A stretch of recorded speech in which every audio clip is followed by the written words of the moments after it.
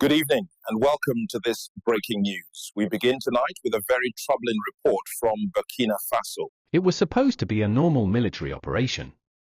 Early that morning, over 100 Burkina soldiers left their base in a convoy of trucks and armored vehicles. They were sent to the northern part of Burkina Faso, near the Mali border, a region that has become very dangerous over the past few years. The goal of this mission was simple: clear the area of terrorists, protect local villages, and reopen a blocked road that connects some of the northern communities to the main cities. This part of Burkina Faso has seen constant attacks by armed groups. These groups are often linked to Al-Qaeda and ISIS. They come into the country from Mali and Niger. They hide in forests, mountains, and desert areas. They use hit-and-run tactics, ambushes, roadside bombs, and sudden attacks on army bases or villages.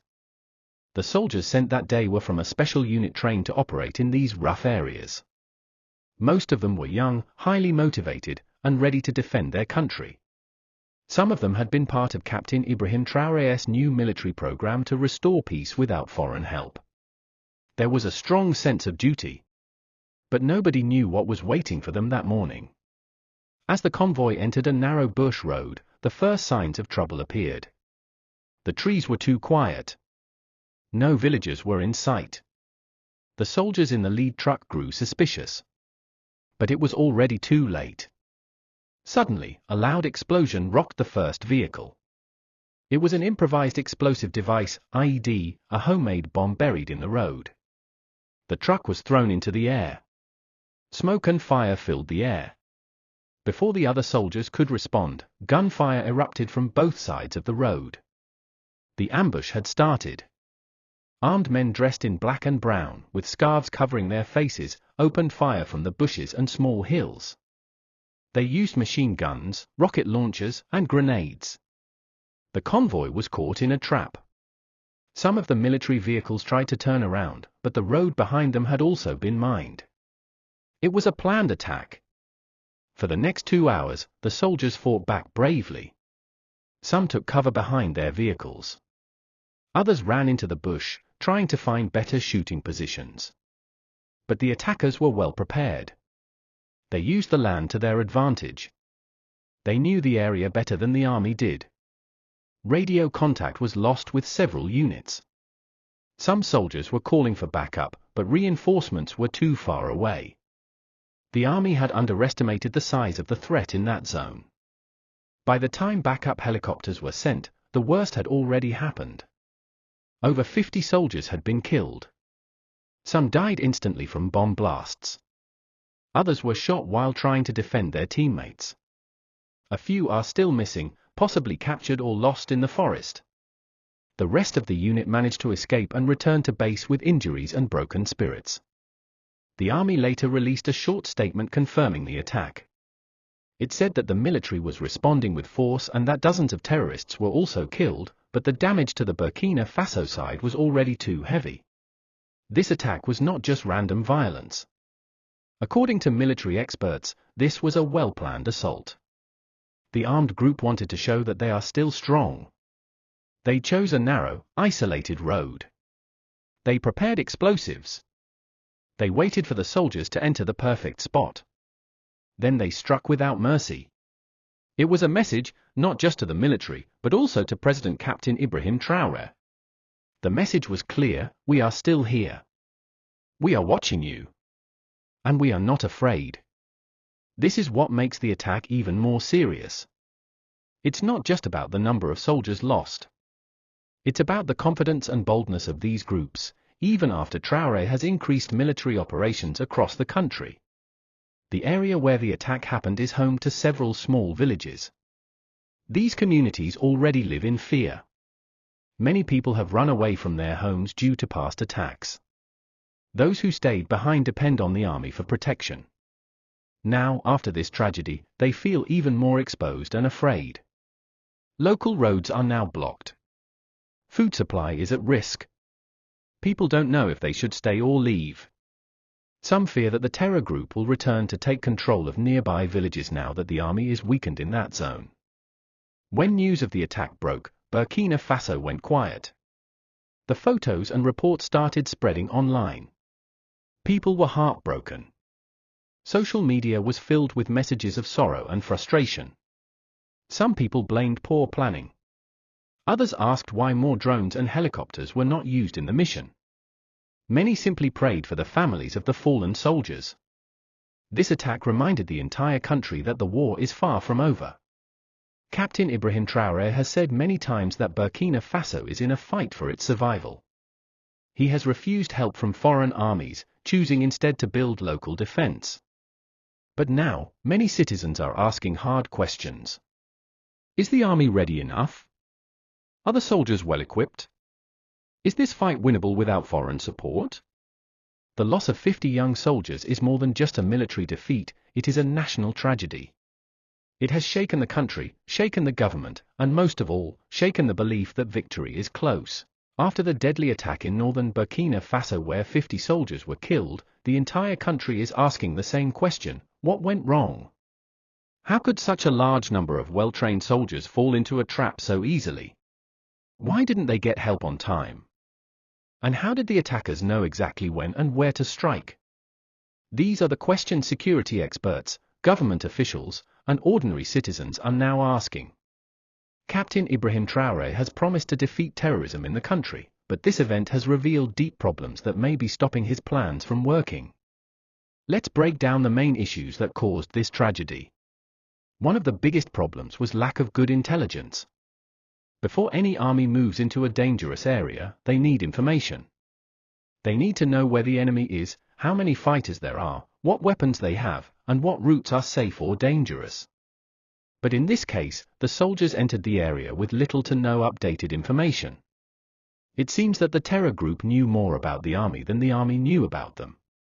They were waiting, ready, and well positioned. This kind of surprise doesn't happen by accident. It means the attackers had better eyes and ears on the ground. In Burkina Faso's conflict, intelligence is everything. But building a good intelligence system takes time, trust, and tools.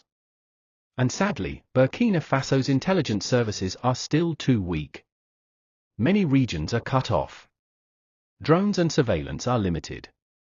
Local informants are afraid to speak up because they fear being killed by the terrorists.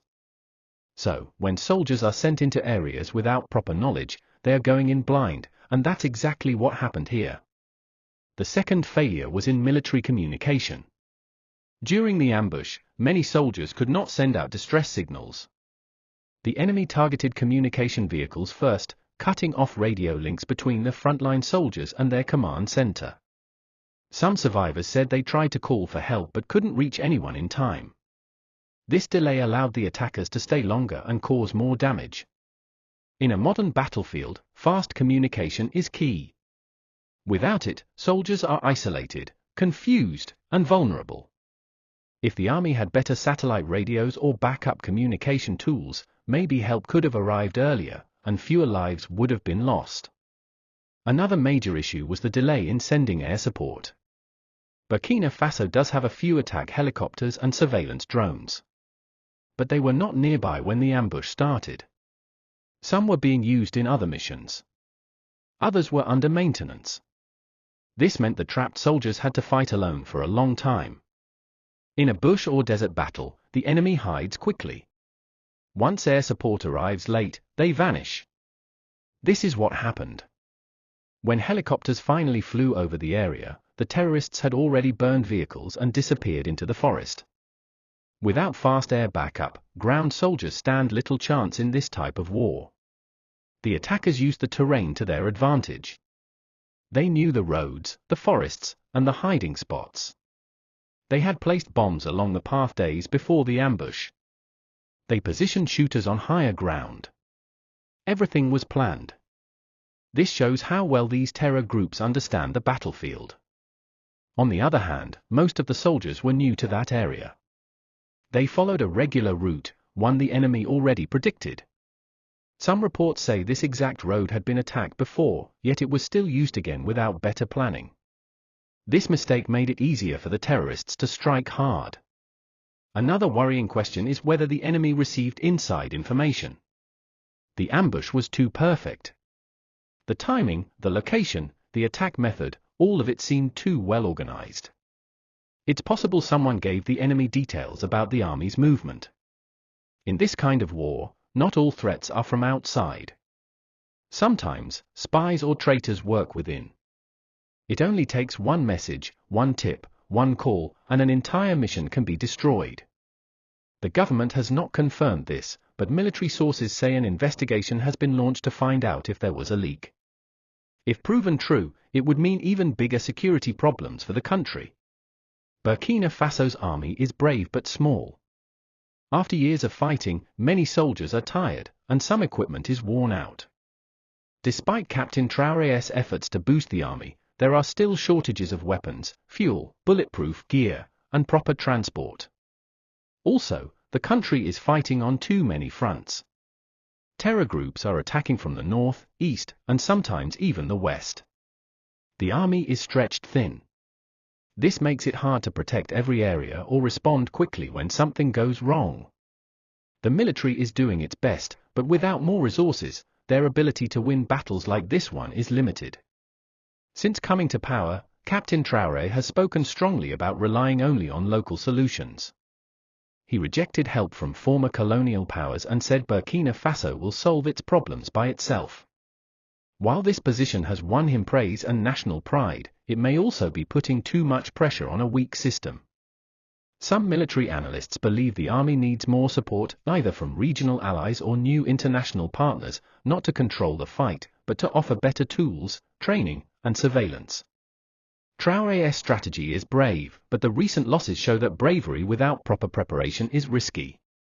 In summary, many things went wrong: weak intelligence, poor communication, late air support, overconfidence, and even possible betrayal. This is not just about one bad day, it's about deep cracks in the system that need to be fixed fast. 50 brave soldiers are gone. Their families are grieving. The people are angry. And now, all eyes are on Captain Ibrahim Traoré to see what he does next, and whether he can stop this from ever happening again. The deadly ambush that killed 50 Burkina soldiers shocked the nation. It was one of the worst attacks since Captain Ibrahim Traoré took power. People across the country are angry, confused, and heartbroken. But the biggest question remains: what went wrong? This chapter takes a deeper look at how such a tragedy happened, not just on the battlefield, but inside the system itself. From weak planning to slow backup, this was a mission full of mistakes. And now, those mistakes have cost the country dearly. One of the main reasons the army failed that day was lack of strong intelligence. Before going into a dangerous zone, any army needs to know what they're walking into. They need updates about enemy movement, possible traps, and safe entry points. But this time, the army went in almost blind. The road where the ambush happened was used in previous missions. It had been attacked before. Yet the soldiers were sent through the same route without fresh scouting or drone checks. There was no warning that the enemy was already waiting in the bush. The terrorists, on the other hand, seemed well informed. They knew the army's path, their speed, and even their timing. This shows how one side had real-time information, and the other didn't. Burkina Faso's intelligence network is still underdeveloped. Many remote areas have no mobile signal or satellite coverage. Drones are too few. Informants are scared of getting caught. So, the military is forced to move in without knowing the full picture. This creates deadly situations like this one. During the attack, many soldiers could not call for help. The first explosion damaged their main communication truck. Radio signals were lost. Some soldiers used handheld devices to send short messages, but they couldn't reach command fast enough. By the time higher officers understood how serious the ambush was, it was already too late. Reinforcements were delayed, and helicopters had to fly from far away. This delay allowed the enemy to kill, destroy, and escape without facing strong resistance. Without fast communication, the military moves in the dark. That's what happened here. And it cost 50 lives. The Burkina army does have air power. They've received drones, helicopters, and surveillance aircraft over the past year. But on that day, none of those were in position. Most were either in use somewhere else or under repair. Some reports say one helicopter was grounded due to fuel shortage. This meant the trapped soldiers were left on their own, no eyes in the sky, no firepower from above. In desert and forest warfare, air support is the game changer. A single drone can track enemies running through the bush. A helicopter can scatter attackers with a few warning shots. But when air support is missing or slow, ambushes become deadly traps. This time, the air arrived after the damage was done. The bodies of fallen soldiers were already being recovered. The attackers were long gone. The terrorist fighters who attacked the convoy are used to this terrain. They've been hiding in the north for years. They know every bush path, every hill, and every tree they can use for cover. They don't move in trucks. They use motorcycles, donkeys, and footpaths to travel fast and quietly. They planted explosives ahead of time. They positioned snipers and machine gunners on higher ground. It was a perfect setup. Meanwhile, most of the Burkina soldiers were unfamiliar with the terrain. Some were new to that unit. They were moving in heavy vehicles, which made them slow and easy to track. This gave the enemy a major advantage. In simple terms, the attackers knew exactly where to strike and how to vanish before help could arrive. Some military analysts believe this ambush was too organized to be random. It looked like someone might have told the terrorists when and where the army was moving. If true, this would mean that the attackers had an inside source, either within the military or among civilians close to the operation. One small leak of information, a phone call or a text, is all it takes to set a trap. The government hasn't confirmed this, but a secret investigation has reportedly begun. The military wants to know who knew the mission details, and who may have shared them. If a mole exists, the danger is much bigger than just one attack. Another major problem is that Burkina Faso's army is fighting on too many fronts. Attacks are coming from the north, east, and sometimes even the west. There are not enough soldiers to protect every region. Some military units go weeks without proper rest or equipment. This creates exhaustion. Soldiers are tired, some lack modern gear, and supply lines are weak. Many patrols don't have enough drones, vehicles, or bulletproof vests. They go into danger zones under-equipped and overworked. In this case, the soldiers who died were part of a unit that had already been deployed multiple times. Fatigue affects focus. Lack of gear affects safety. These things all contribute to disaster when an ambush happens. Since taking power, Captain Ibrahim Traoré has pushed for a self-reliant defense policy. He ended military deals with France and said Burkina Faso would fight alone, using its own people and resources. This decision has gained him support from many young people who are tired of foreign influence. But it has also come with heavy pressure. Fighting multiple terror groups without enough international support is extremely difficult. Traoré's plan is bold, but boldness alone doesn't stop bullets. The army needs more technology, more training, more air surveillance, and faster reaction forces. Without those tools, soldiers walk into traps like the one we just witnessed. Some leaders may have thought the terror groups were growing weaker. Recent army victories had pushed some fighters into hiding. But this attack shows the enemy is still strong, smart, and deadly. They are adapting. They are changing tactics. And they are watching every army move closely. The mistake now would be to think this was just bad luck. It wasn't. It was a warning, a loud one. A warning that the war is far from over, and the enemy is evolving. So what really went wrong? Everything. No intel. No fast backup. No air cover. Poor planning. And maybe even betrayal. This was not just a battlefield loss, it was a system failure. And until those systems are fixed, the army may continue to lose brave men in preventable ways. Now, Captain Traoré faces his biggest test yet.